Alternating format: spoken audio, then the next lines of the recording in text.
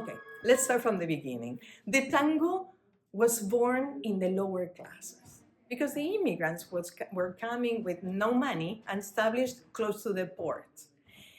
Nowadays, that area is called La Boca, and there are houses with different colors. So imagine, that's why the tango has a little bit of la canzoneta, del candombe de Uruguay, like I said before, no? El gaucho, con las payadas, right? So it was not well seen from the high society because it comes very low. And also imagine, when they first started, writing the poems about it, it was a mixture of languages, from Italian, from Argentinian, who knows, right? La Habanera was another part of the music that I forgot to add, that was part of that origin of tango. So it was Carlos Gardel, the one who brought it to Paris. And at that time, Argentina was doing a lot of commercial exchange between Europe, right? And Argentina era el granero del mundo. So we sell grains, right, to Europe. So the tango went there, and the French people accepted and thought, whoa, this is new. So when it was embraced, or after being embraced by the French society, and the high class, the Argentinian high class, started embracing it and said, oh, let's go to the salons now, right? So, and later on, society was changing. Los tangueros puros, the pure tanguero, didn't want to move anything. But it was during that time, and I would say, if Astor Piazzolla was born in 1920s, and he was an immigrant because the parents moved him to New York, where they established for a while. When he came back to Argentina, I think when he was in the 20s or 30s, and started studying tango and classical music, stimulated by the father, who was the first one who bought the bandoneon to him. He wanted then, later on, to change the tango, not to change it, to update it. So he took a big step, and he was very much criticized because he made a rupture of what it was. And the teacher, this Nadia Boulange, I don't remember now the name, I can't pronounce it. She said, this is it. This is your voice. So you have to continue with that. So, and since then, he tried to, fight with all the no, this is not a tango, you're killing the tango. But he continued, and his music touches the soul, that's the thing, and talks about so many different themes and parts of life. And he played with orchestra. He had a great quintet. Although he was a great bandoneonist, he also played the piano. And in his quintet, he used to have, because piano came after. So violin was the first instrument that started and the bandoneon, right? But the first one at the very, very beginning of the tango. So he had bandoneon, piano, violin, bass or double bass. And his compositions were absolutely gorgeous. And that's why for me, to do this exhibit connected with tango and music was so important, because the tango is the story of immigration. It's the story of people who moved from one country to the other, from Europe, and they needed to find their new voice.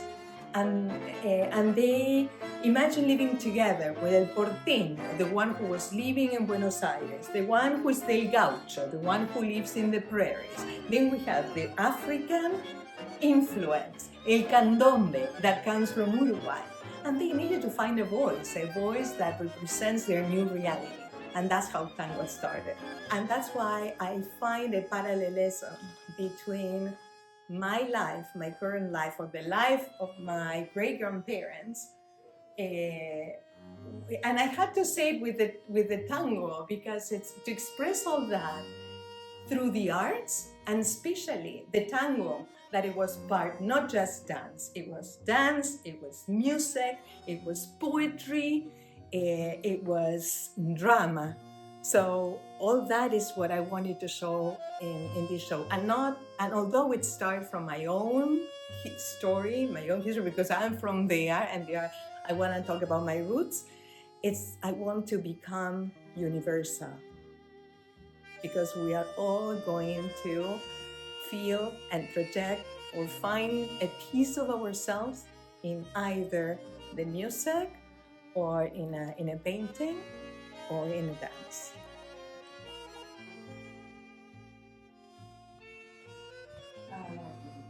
I was listening to the tango Mumuki, and Mumuki was a term of endearment that Piazzolla was calling Mumuki his wife Laura Escalada. It was the second one. And also sometimes one of the dogs. I think that he had two dogs, but let's say one of them. So when you listen, because all my paintings I did it listening to the tango several times, getting into just to also pay attention to the dialogue between the instruments. If it's bandoneon and violin, or if it's a guitar, or then the piano. And because the rhythms change, and the softness and depth and so on, is when I started creating the painting and start visualizing and get through it.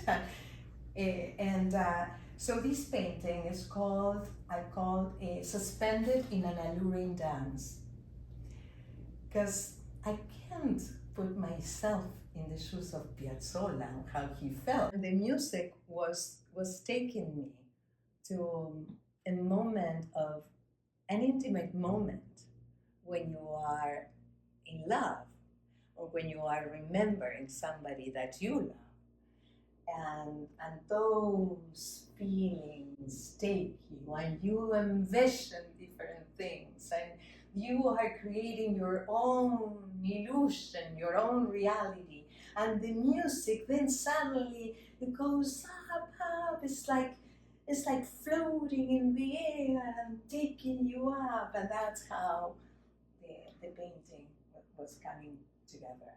Nice.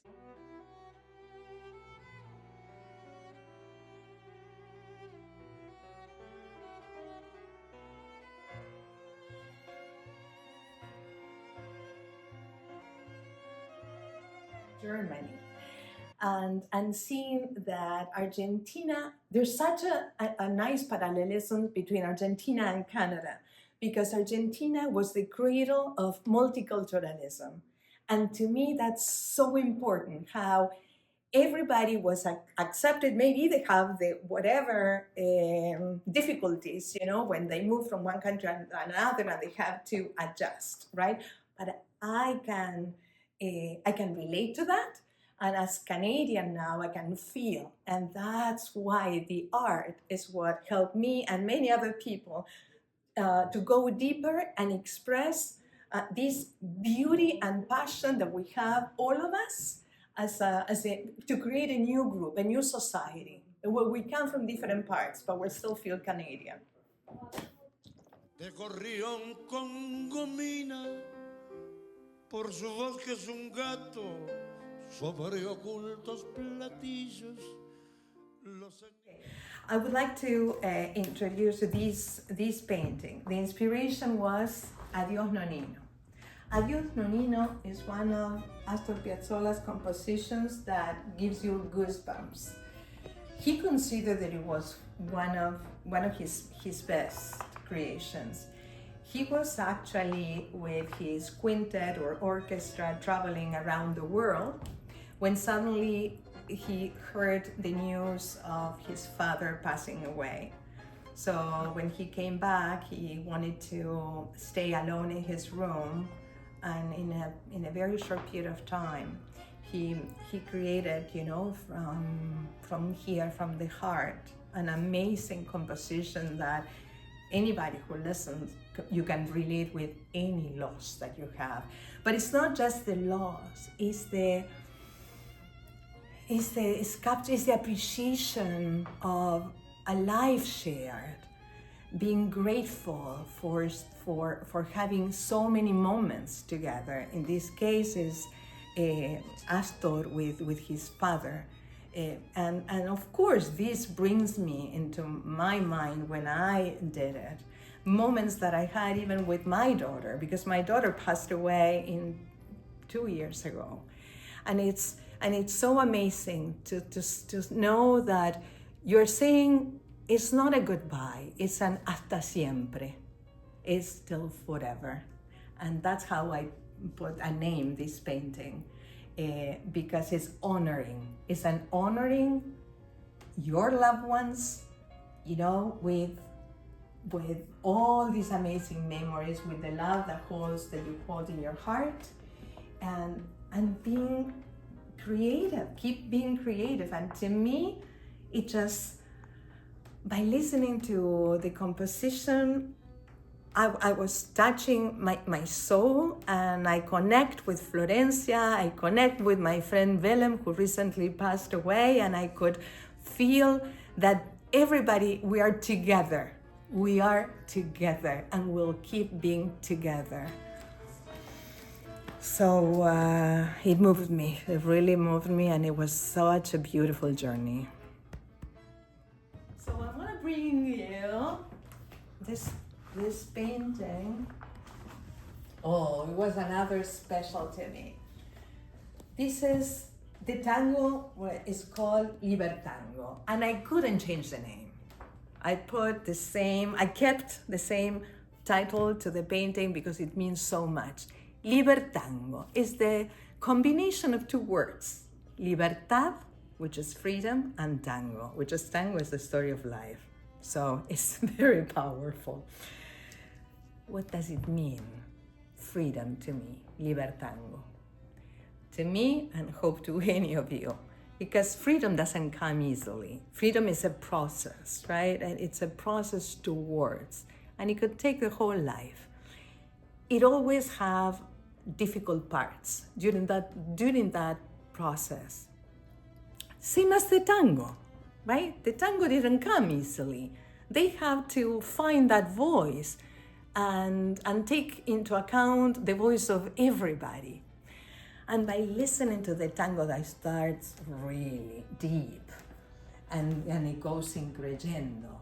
And I said, whoa, I have to start from that. That is the core. That is the core to the freedom, because once you break one layer, everything starts flowing. And then we are who we are. We don't have to pretend anything. That to me is the best freedom, libertad that we can reach. So it's an opening, and it's a continuation of that. Yeah. And the name of my show is The Soul of Tango.